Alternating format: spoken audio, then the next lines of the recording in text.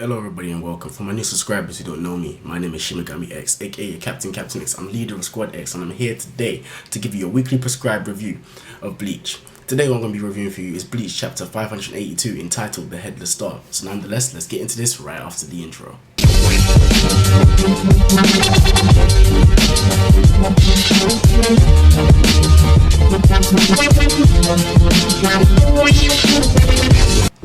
Alright. From the get-go, I'd just like to say again, I told you so. Squad, you guys need to stop doubting me. When I tell you that, Ichigo is just going to come in and foderize, these female Star Knights, you guys should start listening to me. A lot of people are like, oh no, he's not going to fight them, blah, blah, blah, blah. I told you he would. And I told you exactly what's going to happen. He's going to foderize them, but he's probably not going to kill them, he's going to ruffle them up a little bit. Anyways, so what we see in this chapter is exactly the case.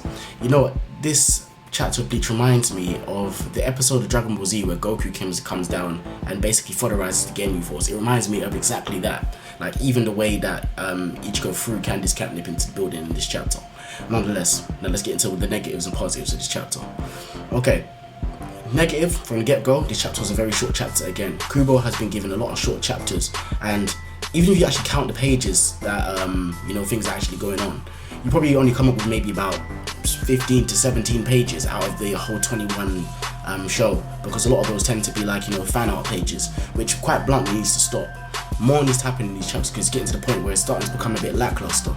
But although the quality of this chapter was much better than last week's chapter, so it's going to get a better rating than last week's chapter. I don't normally give chapters ratings simply because I think that basically the amount of different reviewers that do rating systems and stuff, and even like when it comes to game stuff they do rating systems, it's become broken and it just doesn't make sense anymore. Like they say that if you give anything with a 7 or slightly below, it's considered bad, but that doesn't make any sense to me because a 7 out of 10 is actually pretty good.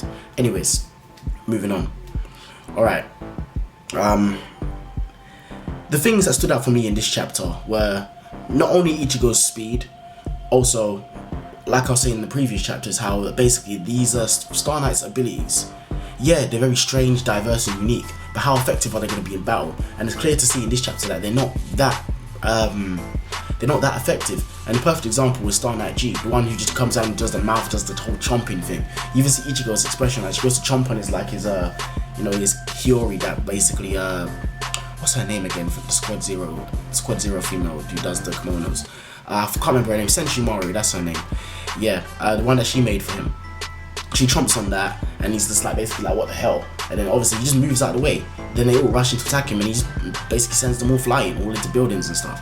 And it just goes to my example, just goes to show you that their powers, yeah, they might be good against just general fodder enemies, but you come across anybody that has any kind of that is in the slightest bit formidable, like for example, like I say, maybe a full-powered Kenpachi, or in this case Ichigo Kurosaki, it's not very effective. In fact, it's almost near useless.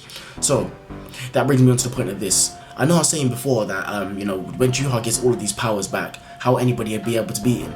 But it's not a case of him having all these diverse powers, it's about how you use them. Like a friend of mine once told me, it's not about the cards that you're given, it's about how you use them. So, and I think that's going to be the case with Juha when he eventually gets all of these powers back. And I still do believe that he's going to get all of these powers back. And my reasons for that are this.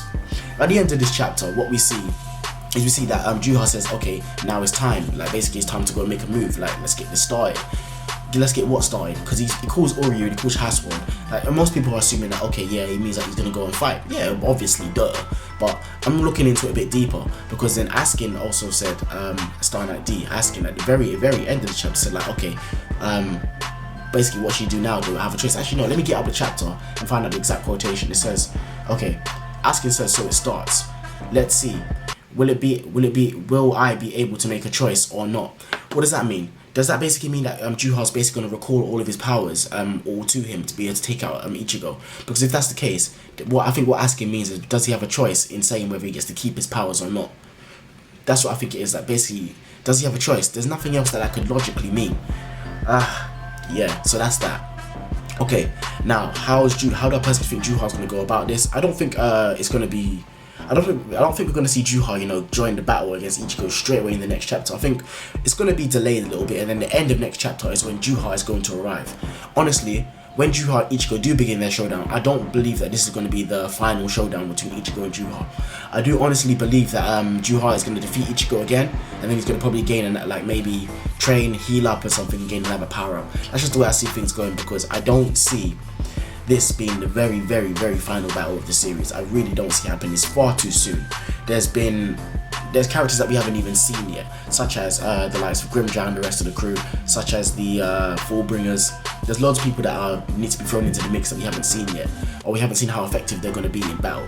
Yeah, maybe it might be the case that this is the final battle, and it might do basically what they did against Aizen, and basically have everybody face Aizen, and Aizen just more or less. But in this case, it's Juha that go ahead and fodderizes everybody, with the exception of Ichigo, until he gets maybe a significant power up or finds some next inner secret ability of his, like what happened last time, which personally I thought was complete bogus, but whatever. It is what it is. Every series has its problems. So nonetheless, overall this chapter is I would say it's a decent chapter. Yeah, a lot of reviewers are going to be out there today and say that, you know, this chapter was amazing, 10 out of 10, 9 out of 10. No, with me, what you get is you get a real review. I keep it 99 plus 1, you do the math. See, when I do a review, I tell you the negatives and positives, and I sum up the chapter accordingly. Yes, this chapter did have good content. It did have, like, you know, bits of foreshadowing, like such as the end, what Askin said, like what Juha said, like, you know, when like he called Uryu and Hashworld. So what exactly parts are they gonna play?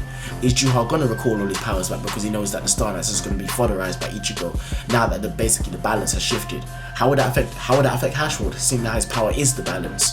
Things like that. So there were lots of good foreshadowing moments within this chapter, but nonetheless this was a very short chapter, and I do feel that Kubo is dragging out this final arc, especially when it comes to the last maybe 15 chapters or so. I feel like he's been dragging out basically the content, trying to make it stretch, as if you could say as if he's trying to come up with ideas, like he's thinking it on the fly, but we know that isn't the case, simply because of the time he took. Maybe that, I think it was like a 6 to 8 week hiatus, like 2-month hiatus, for him to be able to plan out the rest of the stories. We know that he's planned this stuff out, but it seems like he has a timeline that he has to meet, and it seems like he's trying to stretch it out to meet that timeline.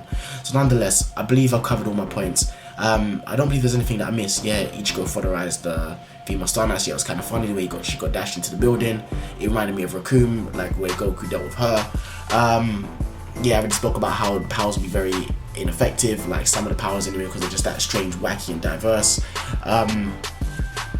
Yeah, other than that, there's not really much to say other than I told you so.